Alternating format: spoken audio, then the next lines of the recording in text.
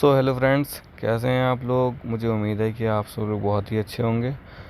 आज ये मेरे पास एक फ़ोन आया हुआ है MI का Note 10 Pro Max, जिसमें कि दो प्रॉब्लम है। एक आपका जो फ्रंट कैमरा है वो वर्क नहीं कर रहा है, बैक कैमरा बिल्कुल ही प्रॉपर तरीके से वर्क कर रहा है। और कैमरे के साथ साथ इस फ़ोन में एक और प्रॉब्लम आ रही है जो कि है साउंड की। इस फ़ोन में बिल्कुल भी साउंड नहीं आ रहा है। हमने उसको चेक करा तो हमें पता चला कि वो जो सप्लाई है वो इसकी CPU से डिस्कनेक्ट है।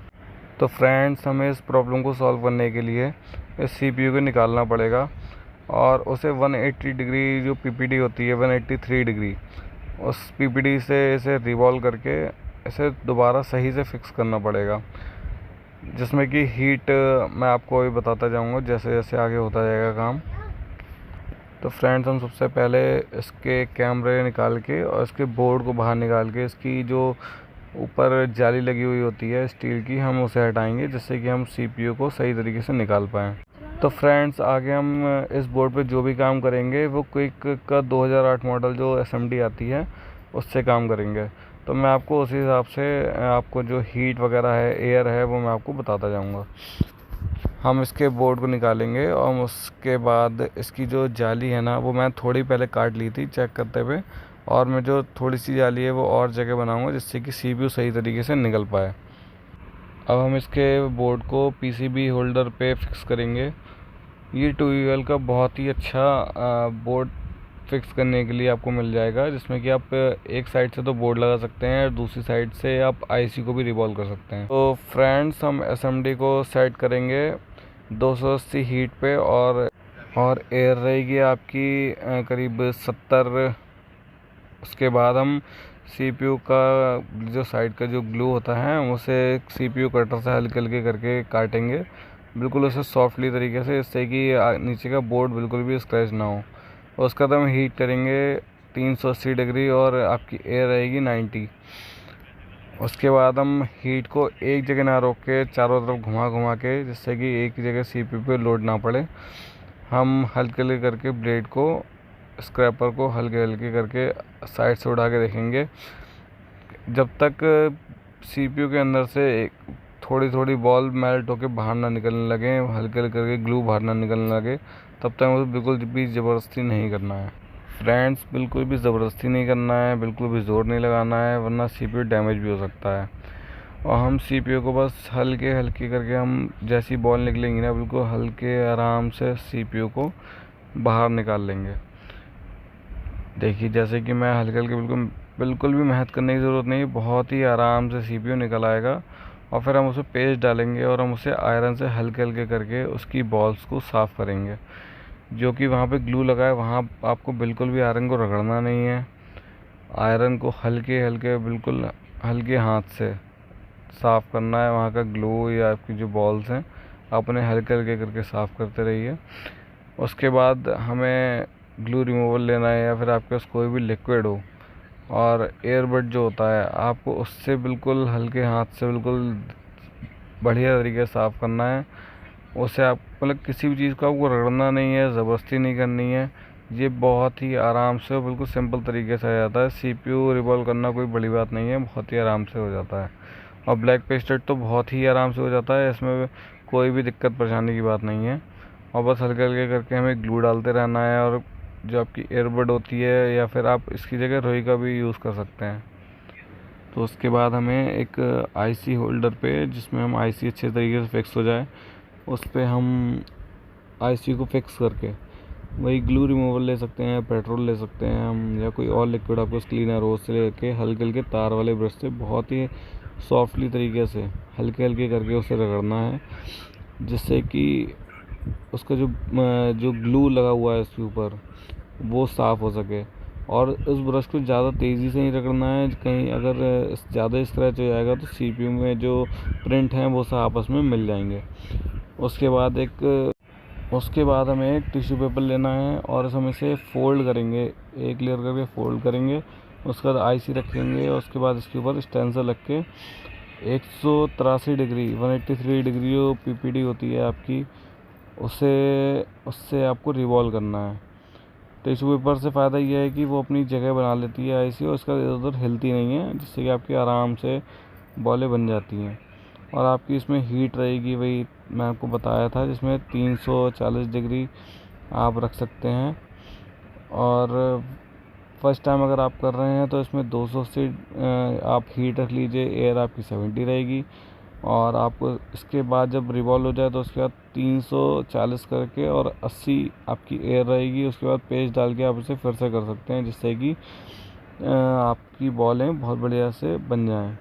और उसके बाद हम एक बार इसे ब्रश से साफ़ करेंगे स्टेंसिल हटा के, उसके बाद इसे दोबारा पेस्ट डाल के, और इसे 340 डिग्री से आपको एक बार फिर से इसे रिवॉल्व करना है, यानी कि इस पर हीट करना है, जिससे कि आपकी बॉलें अच्छी तरीके से बन जाएं। बोर्ड में लगाने पे आपको एक बार में ही बढ़िया रिज़ल्ट मिले। ये नहीं है कि आपको एक या दो बार आपको बार बार रिवॉल्व करना पड़े। हम फर्स्ट टाइम अगर ऐसे करेंगे, फर्स्ट टाइम में ही एक बार में सीपीयू आपको बढ़िया तरीके से लग जाएगा। अब हम इसको बोर्ड पे फिक्स करेंगे और हम उसका देखेंगे कि ये प्रॉपर तरीके से वर्क कर रहा है, जो हमारी प्रॉब्लम थी वो सॉल्व हुई या नहीं हुई। सो फ्रेंड्स, हम अब इस सीपीयू को थोड़ा सा ठंडा होने देंगे, जिससे कि इसकी जो बॉलें हैं वो फिक्स हो जाएं। अगर हम गरम गरम पे उठा लेंगे तो इसकी जो बॉलें हैं आपस में मिल जाएंगी। तो इसकी बॉलें अब ठीक हो गई हैं। हम इसे अब बोर्ड पे फिक्स करेंगे। पहले हम देख लेंगे कि बोर्ड पे कोई डस्ट वगैरह या कहीं कुछ और है तो नहीं। तो उससे पहले हम उसे एक बार साफ़ करेंगे। उसके बाद हमको सीपीयू को बोर्ड पे रख के पहले हम इसका डायरेक्शन देखेंगे कि हाँ, जिस तरीके से लगा हुआ था वैसे ही लगा है या नहीं है। वैसे एक नोज़ कट पॉइंट होता है इसका, उस हिसाब से हमें काम करना है। और हमें एयर और हीट इस तरीके से देनी है जिससे कि इसकी जो रैम है उस पर हीट ना पड़े, वरना आपको वो भी रिवॉल्व करनी पड़ सकती है। तो हम इसकी हीट रखेंगे 340 डिग्री और इसकी एयर रहेगी आपकी 80। और इसे हम इस तरीके से हीट करना है कि अब रैम की तरफ आपकी जो हीट है वो ना जाए। और हम इसे चिमटी से पकड़ेंगे और उसके बाद इससे कि हिले ना बार बार इधर उधर, और हम इसे हीट करेंगे। और जब ये फिक्स हो जाएगी तो हम इसको चिमटी से हल्का सा हिला के देखेंगे, जिससे कि हमें पता चल जाएगी सीपीयू प्रॉपर तरीके से लगा है या नहीं लगा है। एंड फ्रेंड्स, आपको अगर सीपीयू रिवॉल्व करने में किसी भी टाइप की कोई प्रॉब्लम आती है, या फिर आपके पास कोई फ़ोन हो जिसमें कि कोई ऐसी प्रॉब्लम हो जो सॉल्व ना हो पा रही हो, तो प्लीज़ कमेंट में, अगर उसका कोई सोल्यूशन होगा तो मैं आपको ज़रूर दूंगा। और हम इस सीपीयू पे जो हीट दे रहे हैं उसे बराबर हम घुमा घुमा के और चारों तरफ देंगे, जिससे कि जो आपकी हीट है वो प्रॉपर तरीके से सभी इस बॉले जो है ना वो एक साथ मेल्ट हों और प्रॉपर तरीके से सीपीयू फिक्स हो पाए। फिर जब जैसे ही सीपीयू आपका फिक्स होगा, आप उसे हल्के से चिमटी से अगर ट्रिगर कराएंगे, यानी जैसे आगे बढ़ाएंगे तो लौट के सीपीयू वहीं वापस आएगा। बहुत ही हल्का सा आपको अगर देखना है। और अगर आपका सीपीयू प्रॉपर तरीके से अगर लग जाता है तो वो आपका हल्का सा हिल के लौट के वहीं उसी जगह पे वापस आ जाएगा। फिर आपको थोड़ा सा वेट करना है जिससे कि आपका बोर्ड ठंडा हो जाए, और उसे बाद में एक ब्रश से और क्लीनर से आप उसे साफ़ करके बोर्ड को थोड़ा सा ठंडा करके उसे फिर वापस बोर्ड में फिक्स करेंगे।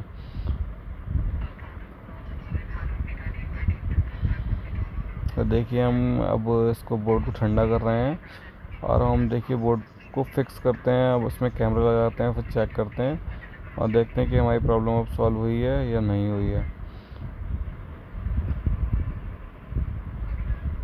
ये एम आई के एक फ़ोन में नोट 10 सीरीज़ में अधिकतर सबसे ज़्यादा प्रॉब्लम आती है अपडेट आने के बाद में।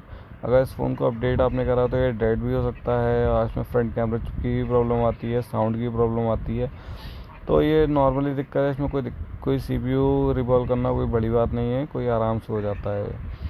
बस इसमें थोड़ा सा स्किल की ज़रूरत है। अगर आपने एक या दो बार आपने इसे अच्छे से कर लिया तो फिर आपको आने वाले टाइम में कोई भी दिक्कत नहीं होगी सीपीयू रिवॉल्व करने में।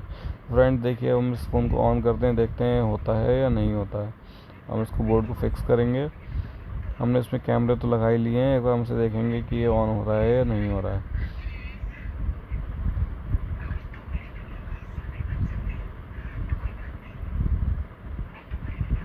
देखिए फ्रेंड्स, वन शॉट में ही फ़ोन आपका जो है वो ऑन हो चुका है। और इसके अब देखेंगे जो प्रॉब्लम्स थी वो सॉल्व हुई हैं या नहीं हुई हैं, या पूरा फ़ोन ऑन होता है या नहीं होता है।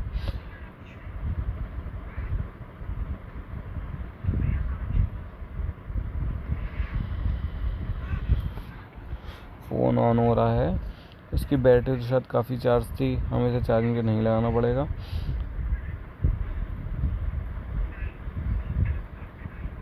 और आपको अगर रिपेयरिंग के मतलब से माइक्रोसॉफ्ट वगैरह कोई लेना है तो आप लोहिया टेलीकॉम से ले सकते हैं। लोहिया टेलीकॉम पे आपको सबसे बेस्ट प्राइस में आपको जो भी चीज़ें हैं वो मिल सकती हैं। मैं आपको डिस्क्रिप्शन में आपको लोहिया टेलीकॉम का नंबर वगैरह जो है वो दे सकता हूँ आपको।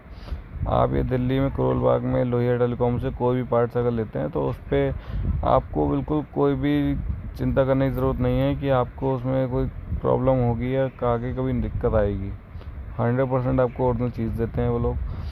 देखिए इसका जो बैक कैमरा था वो तो वर्क कर ही रहा था, और इसका देखिए फ्रंट कैमरा बिल्कुल प्रॉपर तरीके से वर्क कर रहा है, और इसका जो साउंड की प्रॉब्लम थी वो भी बिल्कुल सही तरीके से सॉल्व हो चुकी है और उसमें कोई भी दिक्कत नहीं आ रही है। तो फ्रेंड्स, इस फ़ोन में जो प्रॉब्लम थी उसका सॉल्यूशन हो चुका है। अब नेक्स्ट वीडियो में मिलते हैं एक नई प्रॉब्लम और उसके सॉल्यूशन के साथ। Thanks for watching. एंड आपको अगर कोई भी प्रॉब्लम का सॉल्यूशन चाहिए तो प्लीज़ कमेंट